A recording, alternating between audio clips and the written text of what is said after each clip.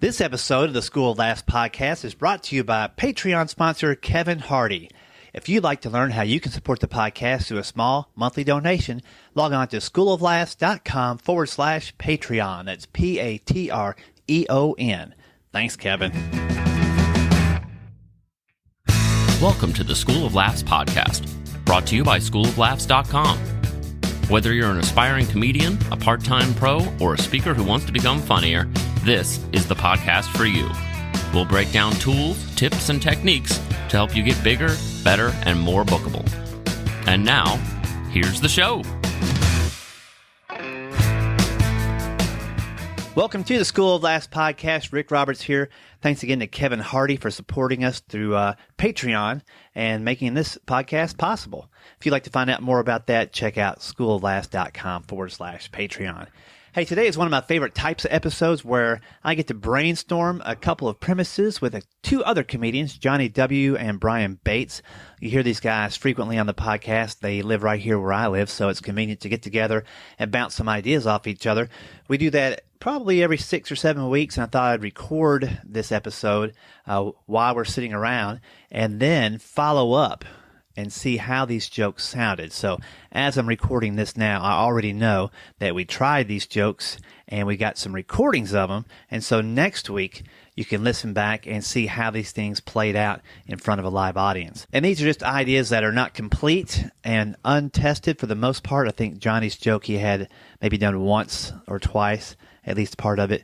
So we're going to dig right into it. These are 3 jokes from 3 comics on the School of Laughs podcast. Enjoy.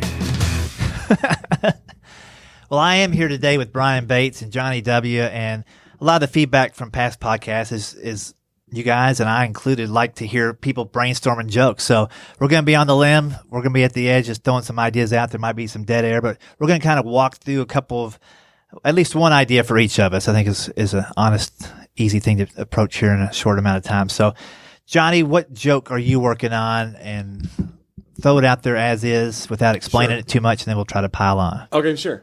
Well, I do a lot of church market stuff, and so a lot of my audiences are church folks. But I love doing church market type jokes in clubs too, to kind of see what you have, because so many things in church culture, like with like one extra sentence of explanation, everybody gets. Like I saw Sean Reynolds this past week in CCA do a thing about a cry room. And he had to explain what a cry room was probably. But he said he'd been doing it in clubs for 2 months and it was killing. He had not yet done the cry room bit in a church, which I thought was fascinating. But anyway, my bit's about working in the church nursery. My wife and I volunteer in the church nursery. And I already do this part where I say, if you're going to volunteer at your church, start in the nursery, because these babies can't rat you out if it all goes wrong. Like if I hand you back a crying baby, maybe I dropped him, maybe he's a brat, And so then from that, I wanted to delve in further. Like a lot of churches, including mine, are doing this thing where they put stickers on kids' backs. And well, they're barcodes. So they can track the kid and the person that picks them up. It's got the kid's name. It's got a number corresponding with it. And then the parent gets a piece of paper that tells them how much they love Jesus. That's right.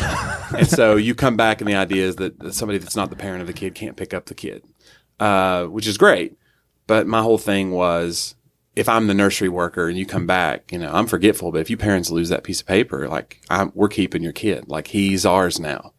And then the punchline I have now, I've only done it once, is they argue back and forth, and I say, look, without the receipt, the best I can do is store credit. So right, and they get to laugh now. Yeah, it gets to laugh already. So I just am trying to, I don't know what store credit would be. I love the idea of like, what would store credit be? Is it like a Lifeway gift card or whatever? Right.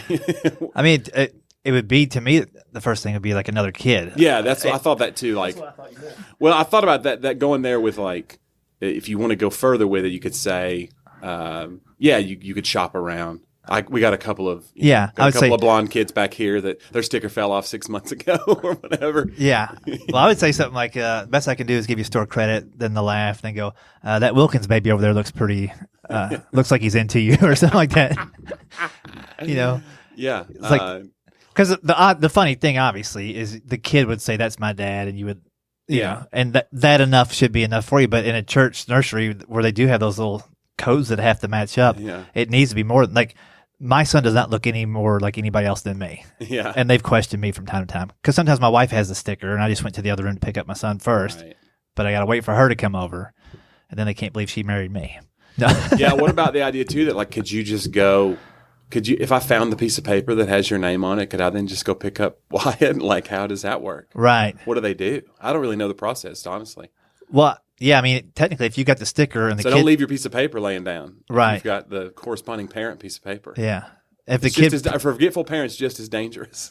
right. Then the third angle, not to put too many things on it, but what kind of person, if you're really a criminal who abducts children, would go through all the trouble to going to a church to abduct a child? Like, of all the places you'd probably avoid, it'd be a church if you're a criminal in the first place. Yeah. But like to make a grand master plan to walk into First Baptist to pick up a child is crazy. And So they put the sticker on the kid's back too, right? Because there's nothing more. Like, to me, it's funny too because kids don't love anything more than stickers. Stickers are like, so they have to put it on an area of like where the kid can't reach it and play with it. I think that's kind of I think with the younger kids they put it on the parent in our church puts it wherever they want. Really? Okay. But we put them on the front so that teachers can address their kids by our name because their name is on there. But they don't peel it off. No. Okay. Maybe it's really bad dad out there who, you know how in hospitals when babies are born they have to label them because there's a dad out there who actually accidentally took home the wrong 4-year-old one time because he can't even tell, you know. And what are the qualifications to be a daycare worker? Because I feel like white men probably, I don't know what, men at least get discriminated, you know, in a daycare because they don't think we know what we're doing. Well, we don't. We have no idea. Well, no, I think it's interesting. I like the idea of that though too. Yeah, but I definitely like the idea of the store credit being just pick out and any you kid hope for the best, like that. This will fool your wife. That's what You're not going to get in trouble. I like the idea of just a clueless dad that forgot the paper. Now he's got to pick out like, well, that kid's a brunette. Let's just see what happens. Right. Yeah, that kid looks close enough to mine and see if the wife notices. He doesn't even seem to be breaking things. This could be better. You could end out in the plus. What about your Carly Rae Jepsen line? Oh, yeah. I forgot about that. I wrote this. It was a dumb tweet I wrote forever ago. And it was about if Carly Rae Jepsen works in the church nursery. And it was like a version of that song. It was like, I just met you. And this is crazy, but here's a sticker. Hand me your baby. You can throw that in there. It's a great line. That's pretty good. Yeah. I don't know if Carly Rae Jepsen's still, back when I wrote She's got a new CD out. Okay. Yeah.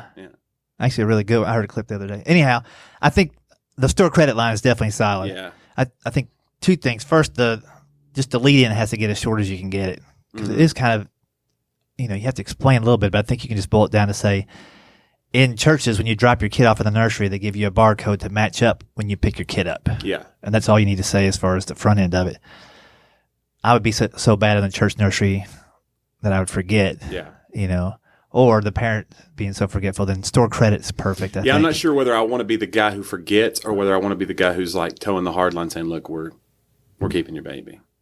Like, I don't know I think you're that guy. Yeah. Because you're not a father. So that right. So that's the thing. So it's even more alien to you that you're in the church nursery because it's not your normal place to hang. Yeah. I think, for me to switch roles, it was just too weird, too jarring for the audience because I've already told them I don't have kids or whatever. So how about, I'm going to throw one more wrinkle in it to make me take it a different direction. What if at some point you look up and all the kids have taken their stickers off and you have to put them back on and it becomes like a Price is Right game where you're trying to match the right price with the right object. And so line up, okay, and you can do a big act out on stage where you're slapping stickers off. Okay, then you push a button, 4 out of 5 is right. Okay, which one's not right? Yeah. It becomes like a big game show. Or like you're looking for like, you find yourself second guessing, you look at the names like, okay, this seems like this is probably a Hispanic baby. Yeah, that's what I was thinking. Yeah, like this is probably. Yeah, but there are so many adoptions too in church nurseries where it could look totally different. That's funny. No, I do like that idea, but the stickers fell off. My church buys cheap stickers, and so now I look up and that's funny. That's a funny idea. There's a few different ways you can go in there. Yeah, I like jokes like that because it's kind of like it demystifies. Because I know that's not just church. I mean, other daycares that probably do that too, but I think it's interesting.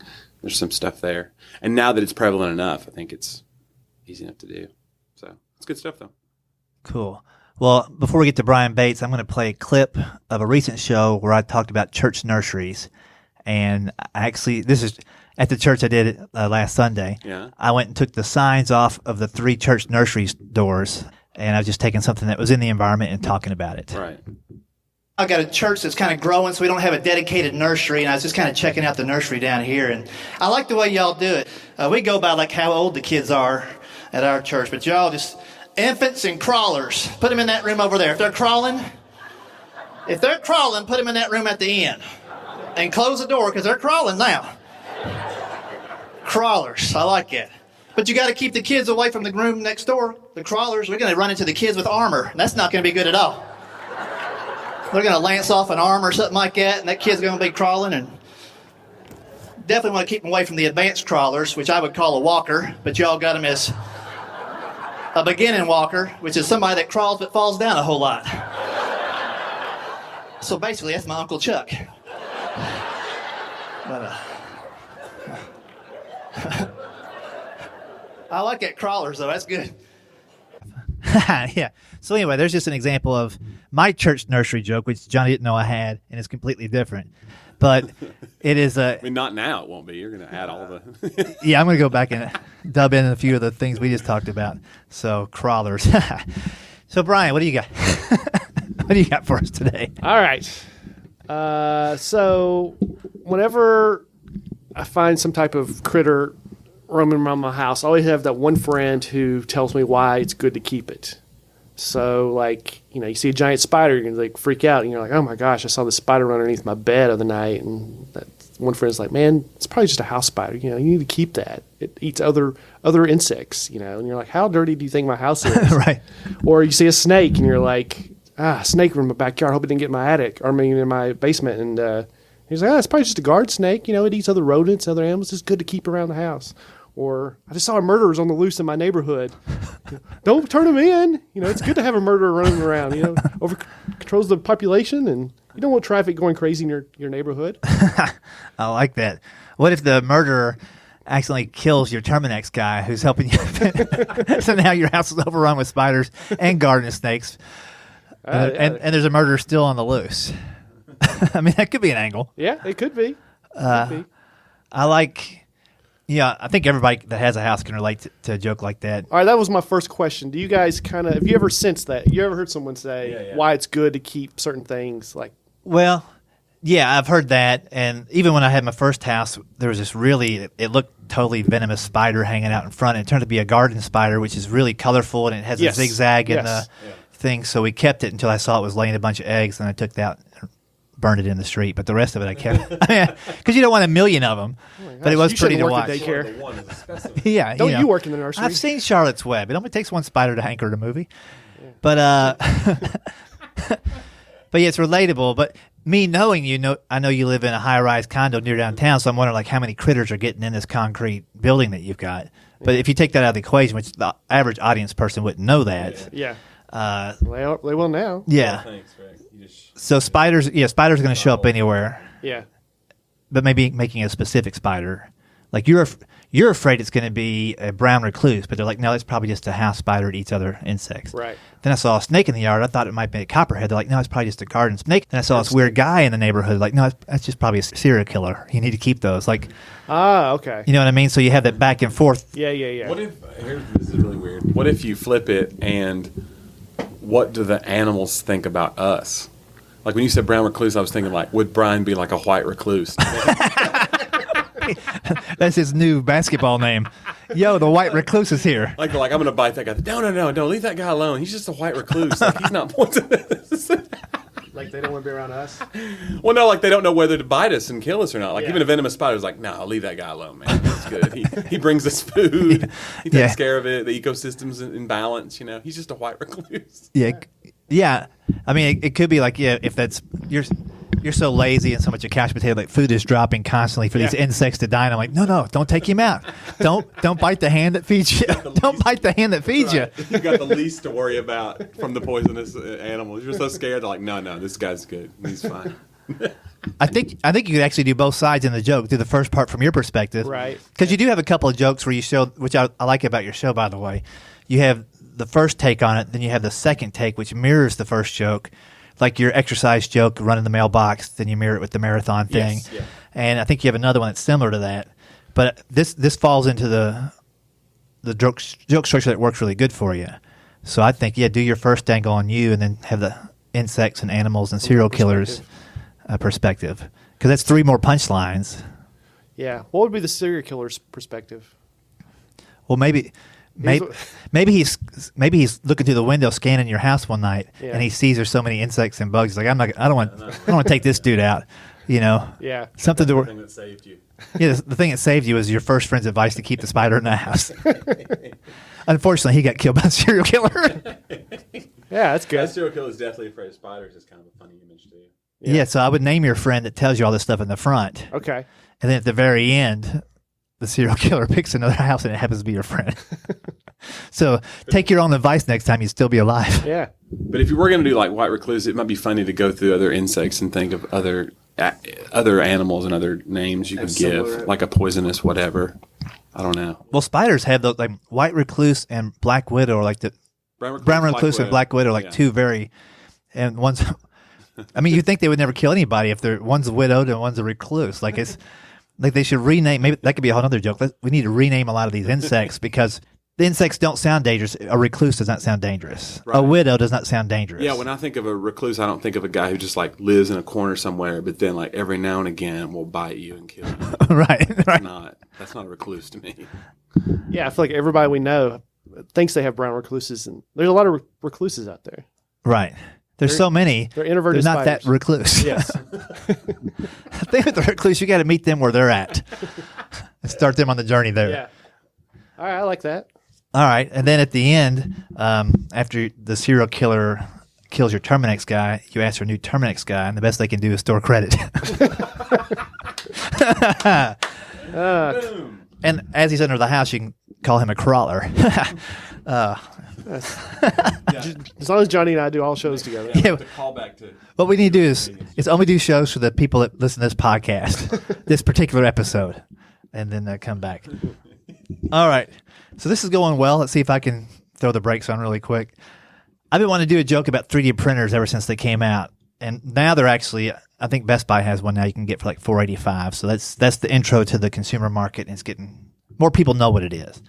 So I was just thinking of different takes on what people would print and how you would use that in today's life. So they have medical applications. Doctors can actually already make livers and skin and ears and stuff, skin grafts for people. I'm fighting for lungs because if that happens, I'm going right back to smoking. Right. Like I literally cannot wait till I can smoke again.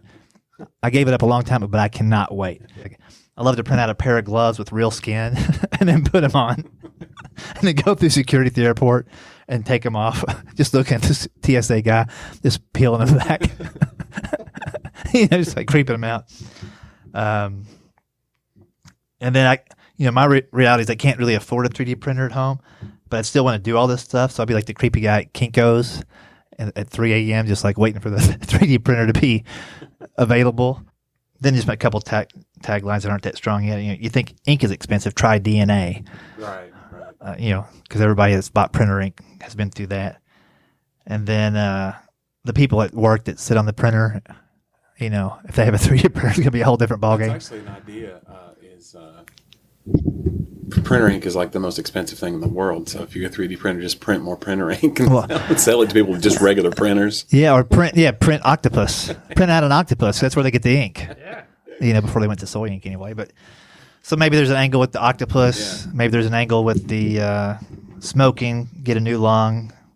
What do you think about why can't you be more like your brother? Oh yeah, you can. Yeah, I like that. Where else would you take it? Well, like old people in technology. Like I think we talked about this one day when we were riding together, like how are old people going to react to 3D printers? Because like some of them can't even turn on the computer or figure out email. So now you say like you can create things with whatever. I don't know. I think one of the, Brian, didn't you have one about like your grandma calls and says the printer's jammed and you're like, what were you making? She's like, jam. Is that your joke? Johnny says it's funny, so I'll say yes. Yeah, that's funny. That's pretty funny. You should preserve it. I know. Cool. So what would you, like if you got actually one of the guys at your church has a 3D printer. Yeah, that's right. That's how I don't know what he's doing with it though. He asked me if presses shirts and does all kinds of other things, but I don't know what he's doing with 3D. Yeah, he asked me if I could think of something that I'd want to have for like my comedy class or whatever. Like, is there something I can put on there and make for you? Because he's still experimenting with it. Yeah. He uses it in the church nursery if someone loses a kid. Between the three of us, we've got one joke for sure. We really do. We have one solid joke among us. That's funny. That would be good, actually, a 3D printer in the church nursery. Like, we need about 15 minutes, and Billy will be right with you. Yeah. He went out for a walk. You get the pastor stretch. Yeah. That's funny. I don't know a lot about 3D printers, so Well, that's actually good. Like, so what does the average audience member know about or not know about a 3D printer? Like what questions do you have that I might know because I just read a little bit more about it? Just threw out is the only thing I've heard about 3D printers is how they're making organs, body. So I still think of it as scientists, doctors. I don't think about us going to Kinko's Right. and printing out something. Well, and it's different. It's different material that you're putting in it each time too, right? That corresponds with what you're printing. Like, obviously, you said wedding ring, so you put metal in it. Yeah, all I know is that I think it's a plastic type thing. Okay. That gets melted down in there. Okay. I've, Well, how are they going to make a lung out of plastic? well, I mean, the doctors are going to have access to different things. I'm talking about consumer access. I don't know what a doctor's making a lung out of. What if you have a doctor who gets this government grant for $500,000 to get this 3D tissue printer to create an organ, and he comes into the this is so bad. I think I know where you're going. Yeah. Where was it going? I don't know. Yeah, he comes into the hospital Christmas party with Right. a big Roland. A big organ, an actual organ. An actual organ. Jenkins, you ruined it again. Oh my gosh. Yeah. He's an organ donor. He said, I'll just play something for you. This is Don't Let the Sun Go Down on Me. And I hope you enjoy it. That's actually that's a separate joke, but I'm going to run with it. When I signed the organ donor thing on the back of my card, I didn't know I was talking about tissues. I got this old Casio thing I've had since college. I told my wife, just give it to him. I can give it to you now. I'm going to go with that too. So good thing is I got an extra joke out of it, but so I'll always throw it out on stage and see what happens with it. Yeah, I think your number one issue is going to be figuring out how to find gauge the audience's knowledge of the thing. So you'll have to spend a couple of sentences explaining it, just like my church nursery thing. You have to explain a little bit, the least possible. So that'll be the most whittling. Mm-hmm. Then once you've educated them, the punchlines will land. Gotcha. So a premise as simple as they have 3D printers now, which basically means you can print any object.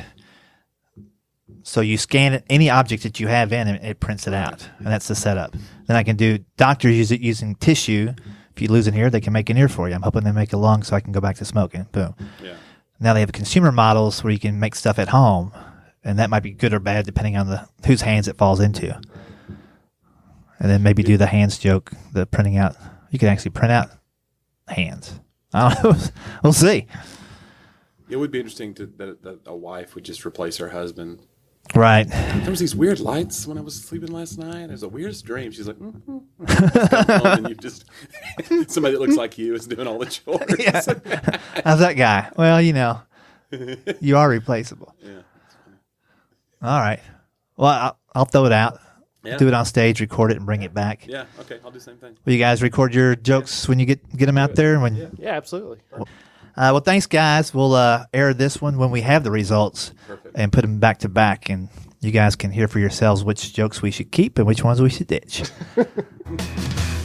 There you go. 3 joke ideas, 3 comics, and next week you'll hear the results from the audience, how much they laughed, when they didn't laugh, if they stared or if they booed. Whatever may happen, these jokes are now out and floating around, and I already know the answer, which is kind of fun. But you don't, so you got to tune in next week to hear the rest. If you would like to do what I just did with Jonnie and Brian, kick some ideas around and then record them and bring them back to the podcast, I'm looking for 2 podcast listeners who are actively pursuing stand-up and have new material, or better yet, untried premises that we can run by each other on this Google Hangout. And then the 3 of us will record those out in the wild and bring them back right here on the podcast. So if that interests you, shoot me an email, schooloflaughs@gmail.com. In the subject line of that, put guinea pig. If you can't spell guinea pig, just put joke tester, Google Hangout, something like that.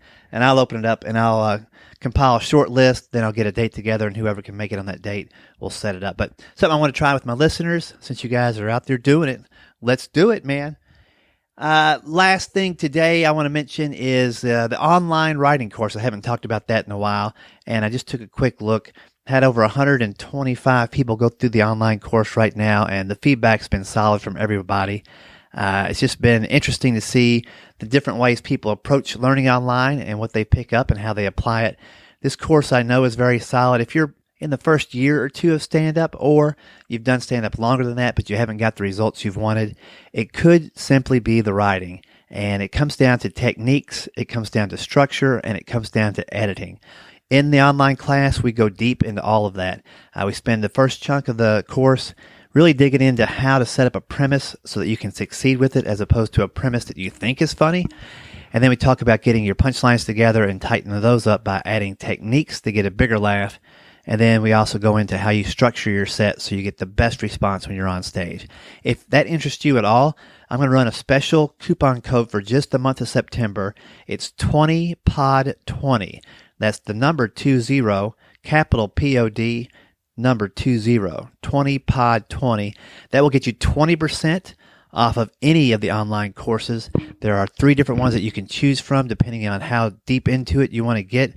The diamond level is like the Rolls Royce of the comedy class. It's the full class with bonus material, and it also includes up to 30 minutes of individual consulting via Skype, Google Hangout, or a phone call, and up to 15 minutes of recorded performances reviewed by me in a detailed analysis. What I'll do is I'll play your video, stop it, and make some comments, and send you back a video, kind of like a director's cut of that particular set. And that could be 3 different 5-minute sets, a 10 and a 5, whatever you want to do, but up to 15 minutes of recorded performance reviewed in a detailed analysis by me. And also lifetime membership to attend any of my live writing courses or workshops. All that's available if you take the diamond level of the stand-up comedy online writing class. Now that is $377.77, but you apply that 20% coupon code 20pod20, and that'll bring it down quite a bit. If you don't need the video feedback, but you do need the insight, the techniques, all of the stuff that's available in the writing course, the gold stand-up comedy level is probably the better one for you. In that, I won't give you the video feedback, but you do have assignments throughout this course.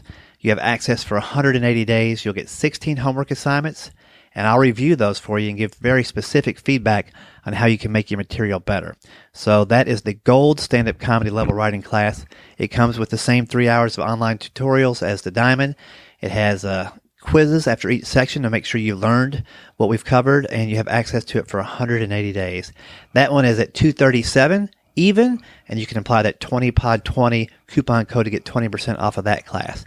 Lastly, if you're just curious what the techniques are and you want to get some practice at it, but you don't want feedback, then you can take advantage of the silver stand-up comedy level writing class that you have available to you for 90 days.